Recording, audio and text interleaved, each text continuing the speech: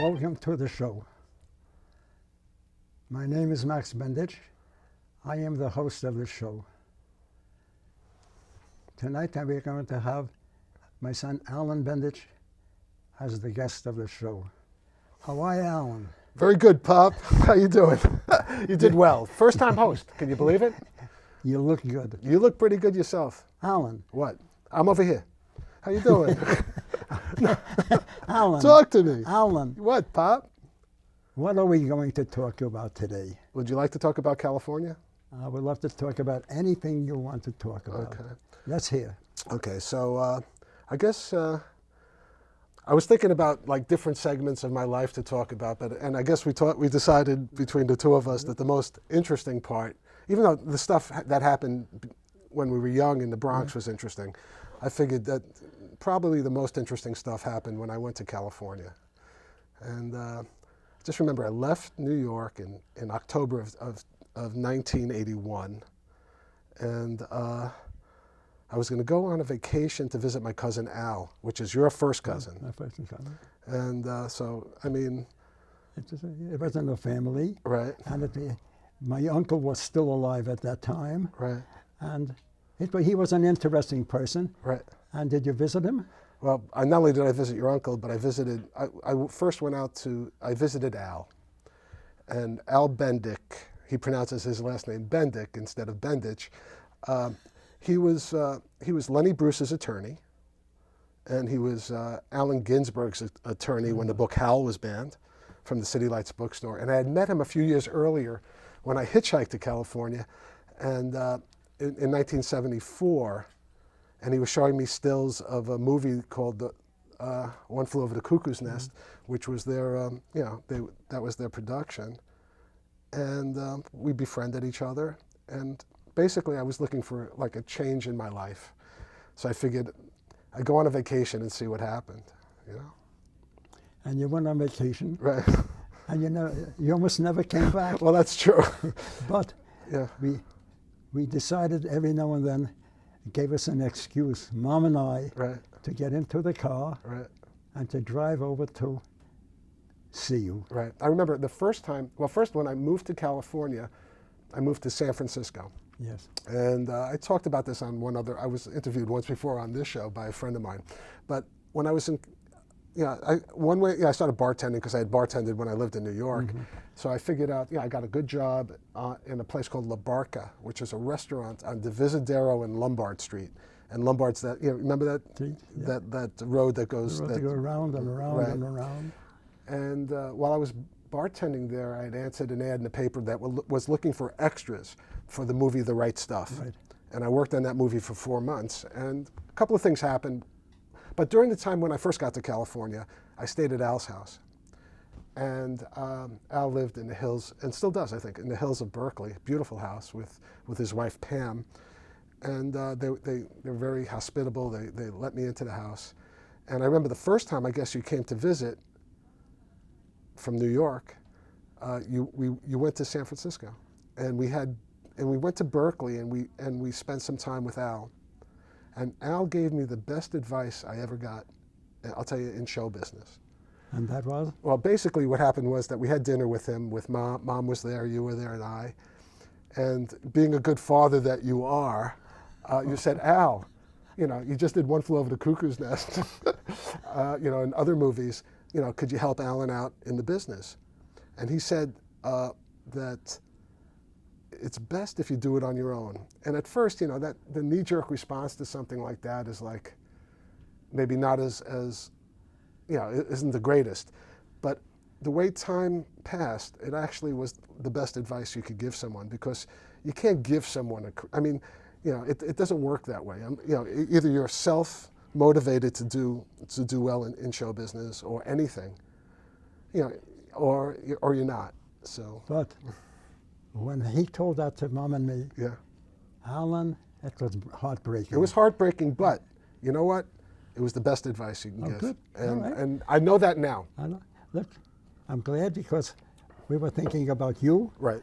And you know what you had to do. We didn't know. Frankly, we right. didn't. But but it was It was rough. All right. But Good. that being said, it didn't spoil any relationships No. because, family is family. And that's one thing that you and Mom raised were people who believe in family and families first.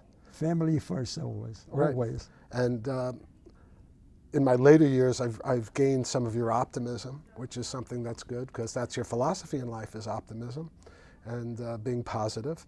But we're not up to those lady years. No, but okay. So while I was there, and then you went back home with Mom, and I just kept on bartending and looking for other films to work in and stuff. But one of the unbelievable things was the place where you were bartending. Right. Yeah, but that was in L.A. This was No, first right. in. This in We're San still in San Francisco. Francisco, and basically what happened was, as I said in a prior episode, but I'll say it again, is I met a person, my friend Steve Cohen, who's an exceptional person. He was a pivotal person in my life.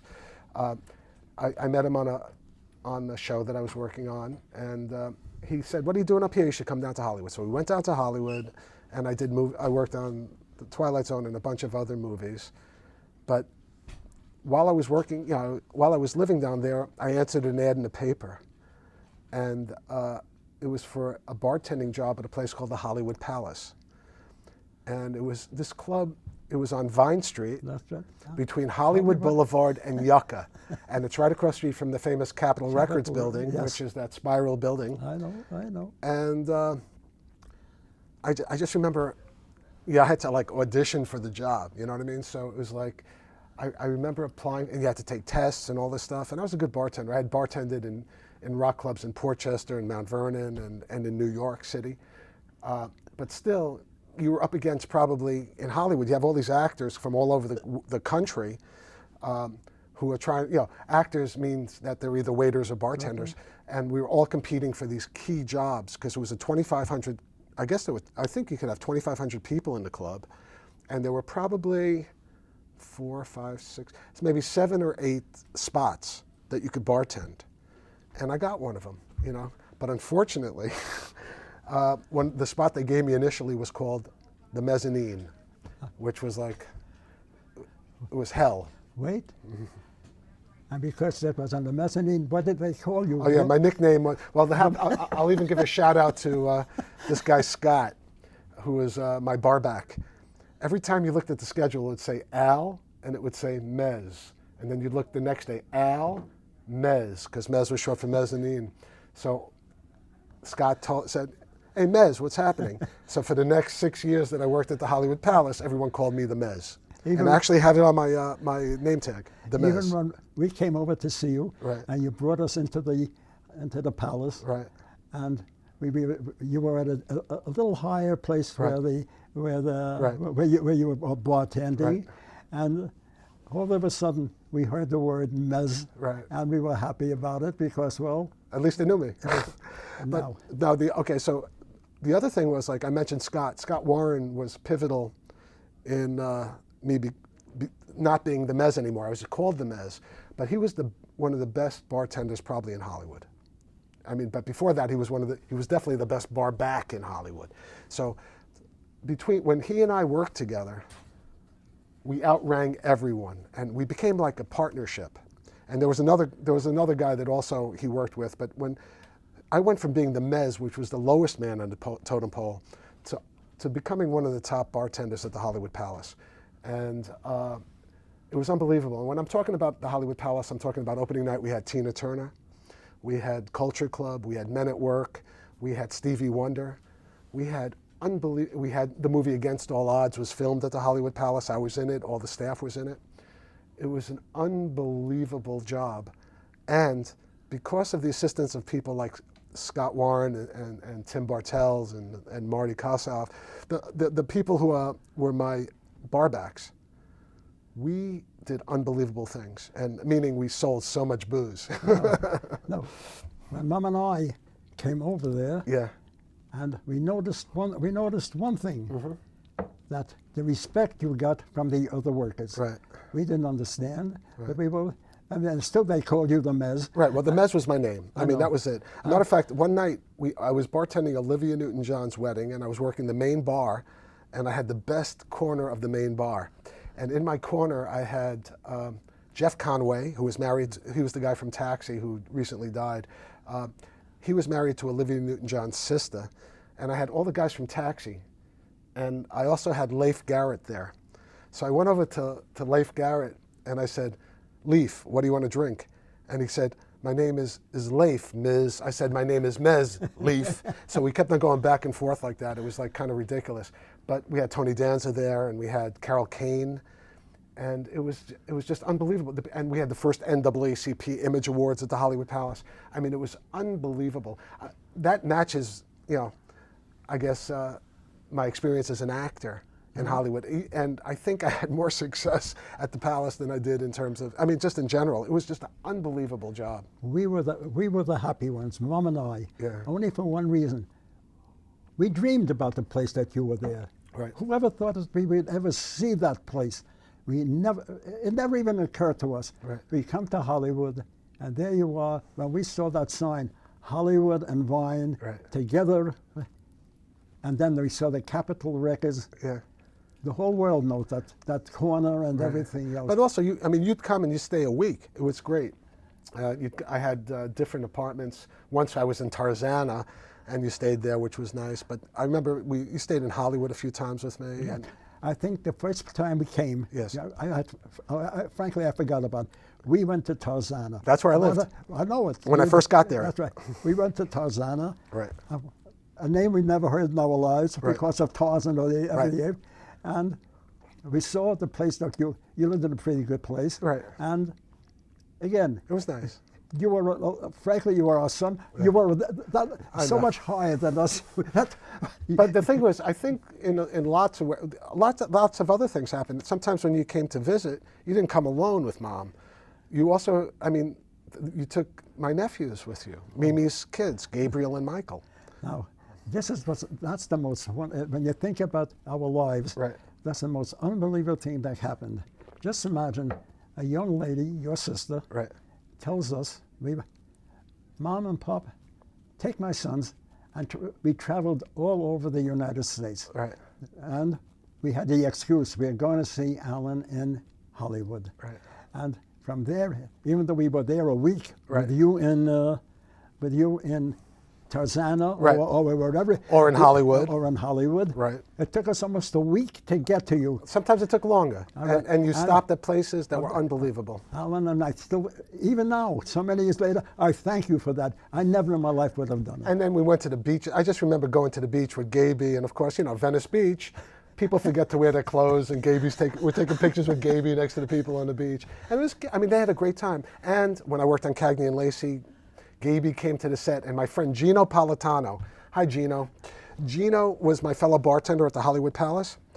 He was also working on Cagney and Lacey. I was a uniform, and he was a detective. I got him the job on the show, but he got it on. Okay, sorry, Gino. You got the job yourself. But Gaby came on the set with this book called The Great Brain, and it was like everyone talked about Gaby and the Great Brain after that. And I just remember, Gaby got a hat from Cagney and Lacey, and stuff like that. It was wonderful. But as long as we're talking, yes. Just imagine, how was it that I took two young men? Crazy. And I didn't realize. And how was it that your sister? Well, let's put it this way: you're 98 years old, Pop, right? And you're still in top form. We're talking about 1981. That's 30 years ago. That's over 30 years ago. Now, or whatever. You were. If you're this good now, how good were you 30 years ago? So the point is that you were in good shape. You were able to. You drove hundreds of miles, a day, and you did a great job. Anyway, when you used to come visit, I used to get you on the sets of shows, and it was just, we had a wonderful time, and it was good. We used to go. I used to jog a lot when I was in Hollywood too. I used to jog like 16 miles 3 days a week, 8 miles, and I used to jog from my house up to Las Vegas, and I'm telling you, it was probably about a 45-degree angle going up, right? It was crazy. I was there, right? And when you went up that hill, right? First of all, you couldn't even walk. No, walking up that hill is a workout. No, it was an effort. Like this. It was an effort. Yeah. But you kept on running up the hill, and we were talking. Mom and I would be talking about, look at him doing this. It was crazy. And Alan, we felt good. Oh, I was in the best shape possible. I remember coming back to either Michael or Gaby's bar mitzvah, and I see videotape of it now, and it's like, who is that muscle man? You know, but it was great, you know, and it was a dream come true, but it was basically kind of a dream, you know, because eventually, you know, you wake up. But for a long time, I had a great time. I met so many people. I mean, I became friends with a lot of interesting people. A good friend of mine, Dale, who you met, he was the guy on the motorcycle. Remember this guy? Oh, I'll never forget. What did I do? We were on Sunset at the time. We were on Sunset, or I can't believe, was it Hollywood Boulevard? Hollywood Boulevard. It was Hollywood Boulevard. I never dreamt that I would be on Hollywood Boulevard, walking and seeing those plaques. Yeah. And what did I do, Alan?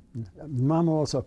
We would walk from where you lived, almost at the beginning, right up to the Chinese back and forth. Man's Chinese, and I would look at them and look at daily. But one day we're walking, and what happens? A guy on a motorcycle comes up. And I'm walking one way, and all of a sudden, and it's my friend Dale, and he came over, and Dale was a very good friend. And Dale is an artist, Dale Brandenburg, unbelievable artist. He's also a writer, and he wrote a screenplay that won some sort of an award recently. And but a musician, and who was in his band? Betty Garrett's son. But he was friends with Betty Garrett from Laverne and Shirley, and who, you know Betty Garrett, I mean, song and dance gal. Jeff Bridges was a good friend of his. So we met all these guys, you know, I met a lot of people through Dale. And, but there were, you know, you go to the supermarket, you meet stars, you know, I mean, there's, you know, it was just crazy. At the Mayfair Market, which was right next to my house, remember that? Right, it happened. I know. I'd be walking with you and I say, look who's online. Right. There he is, a regular man. I think I saw Cornell Wilde once at the, a thrifty drugstore. And it's crazy. That was normal. You know, they're normal people. Right. But for people like me who never would even think of that. Yeah, and even years later when we went on vacation, I said, you know, let's go to this, the Mayfair Market, which was just a couple of blocks from where I used to live, and see if we run into someone. I ran into one of the stars of Cagney and Lacey, a guy, Michael Fairman. And we were there with Aaron and Kara, and and it was like, we just walked in there, and all of a sudden I meet someone that I remember and I worked with for 3 years. So it was wonderful. The experience was fantastic. And because of you, I got the experiences of my life. The experiences, how people... Oh, wait a second. What? I know I'm not supposed to be the host, because you're the host, but you came, I was on Wheel of Fortune, and I did Press Your Luck, I was on 2 different game shows, and you came out, and we convinced you to try out for a game called Card Sharks, and you were on Card Sharks, so that was pretty cool, remember? All of a sudden I try for the show, and all of a sudden I get a notice, you're going to be on the show. Crazy. It was crazy, right? There was a crazy thing that I was on the show, and people who lived there and everything. Right. But I love people, and I used to watch the people, and many times we would walk, and I'd look at people, and I liked them, and it was a new life for me. Yeah. And Alan and from there, you even gave me a chance to meet my brother. That's because true. On the way back, you know, I drove a car on the way back. He was in Sun City, Arizona. With his wife. With his wife. Right. And so we would go. But that's not the only place you used to go. I mean, my father's a very lucky gambler, and he would stop in Vegas. You made money. I mean, you used to pay for the whole trip from that. I mean, you did. Again. And Mom would hold on to that money like it was a vice. As you said before, you're the guest, I'm the host. Right. You're supposed to. Oh yeah, tell me some more. Ask me some more questions. But the whole thing was, it's hard. You know, we experienced this together. We experienced it, Alan. We experienced it. It wasn't only me. Right, and it wasn't only us. And us. And you know, I mean, Mom had a great time, and that was one of the things. One thing about being on Cagney and Lacey every week is if she was willing to wait up at night, she'd know at least I'm alive because she would see me on television every week. And that was one thing that was good about it. I mean, and she, you know, or she would say, Alan, it looks like you're losing weight, you know, whatever. It would be like crazy stuff. But you know, I think, you know, I'm not sure. Yeah, I think David came once. He did come once, and he came to the Hollywood Palace, and he said his ears were ringing for a week afterwards. I mean, we had like towers of speakers. It was a gigantic. I mean, it was unbelievable. Trying to think of some other interesting things. I mean, I worked with so many unbelievable actors and directors. The last movie I did, I worked with Arnold Schwarzenegger. So it was just like the last movie I did in Hollywood, and he became the governor of California. But more importantly, he was the Terminator. So it was more important than the governor. That's it, and he's going to be the Terminator again. He's coming back. All right, he's coming back, which is great. So I loved show business. I loved hanging around show business. And it was. But all things do come to an end. But there's some more. Let's talk some more about it. I mean, we. But for you lived it. For us, we dreamt it. Alan. But you were there. But we were there, and it was almost unbelievable. Even Mom and we wouldn't believe that. I remember you walked. There was one show I got you on that had. Not Vic Morrow, but Rick Jason. And if you remember, there was a television show back in the 60s called Combat. And Vic Morrow was in it, and I worked with him in the movie The Twilight Zone. And Rick Jason was his captain. And he was in this movie, and I think it was called The Lottery, a television show called The Lottery. And he was sitting on he was in between takes, he would be sitting on his chair, and he was reading this book, The Joy of Yiddish. And you came over and started talking to him. And it was just an incredible experience, Normally, remember that? This is not. I forgot about The Lottery. Yeah. One day, we get a notice. Yeah. We have we would like you and your wife to be extras on The Lottery. Right. This was a thing about a supermarket. Right. That was a small supermarket, family market. Fighting against, let's say, I'll give you the big supermarkets. Like ShopRite, or a Stop and Shop. I don't want to give an. It's okay. Who cares? And all of a sudden they win the lottery. Right. Now just imagine this happening. So I can't believe you remember that. That's great. Wait a minute. We were supposed to do this. It was right across the street from where we are. Right. And we had to go with that. Shopping cart. The shopping cart. And we would run across the street to get to the shop. And we would have to. Why? Because people would going in there. Yeah. They talked about. And it was only like 100 degrees out. Alan, again, the seniors seniors who live there have a wonderful time. Right. Wait, they know about this thing. Right. And they all try to be extras. Right. Even if they're cold or not. Why? After they're called, during the day, they get food. Unbelievable food. Alan, Kings first come the actors. And of course, Bubby used to my mother used to have this bag wherever she went. And believe me, half the buffet would be in her bag before she left, right? Mom would always get food. Why? Why not? No, because they throw it out. But it was something. And we were the actors. The extras were the last ones to eat. The extras were the last ones to eat. Right. And they had unbelievable. Alan, still unbelievable food. Right. Unbelievable food. Right. And again, who did we owe it to? We owed it to you. What do you do? No, I mean, it was an experience, and but life is filled with. I mean, I would say the Hollywood experience to me was unbelievably good. I mean, and the thing is, it's always one thing you're teaching me also is it's best not to think about things that were negative. It's good to remember the things that are positive, and the positive things in Hollywood, you can't get anyplace else. That's what I told you. Most of my life, you know about that. Yeah. I'm an optimist. That's right. I'm an optimist, always. Right. And if I'm an optimist, there's always a smile on my face. Right. If I'm an optimist, I want the best for you, and I want the best for them, and I want the best for this. Why?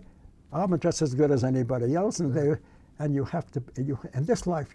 And Alan, I hope I taught you, or you taught me, or you taught me. Well, I'll tell you, we were optimists. Absolutely, but we were talking about this earlier on the ride up here. Is like I wasn't always an optimist, but I think now that I started acting again after my layoff for 20 years, I have a new outlook on life, and my outlook on life now is that, I only got this one life to live, and I'm going to enjoy every moment of it with everyone I possibly can, and every experience I'm going to try to find the positive in it.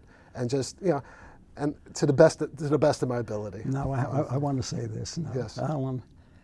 And then one day, we get a telephone call from you saying, I'm coming home. Yeah. And why are you coming home? One of the reasons, well, you still had to finish college. Right, but I'll tell you the reason. There are a couple of reasons.